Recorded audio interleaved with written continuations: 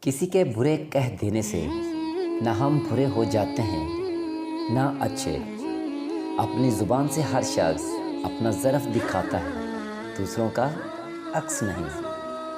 نرم مزاج کے بارے میں نبی کریم صلی اللہ علیہ وسلم نے فرمایا، میں تمہیں اس آدمی کی پہچان بتاتا ہوں جس پر جہنم کی آگ حرام ہے اور وہ آگ پر حرام ہے۔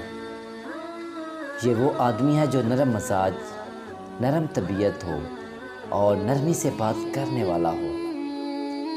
صرف پیسے کا ہونا رزق نہیں ہے، نیک اولاد، اچھا اخلاق اور مخلص دوست بھی رزق میں شامل ہے۔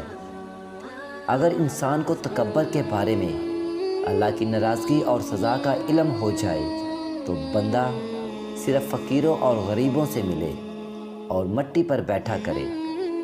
زندگی اس طرح بسر کرو کہ دیکھنے والے تمہارے درد کی بجائے تمہارے صبر پر رشک کریں۔ کسی کے ایمان کا اندازہ اس کے وعدوں سے لگاؤ۔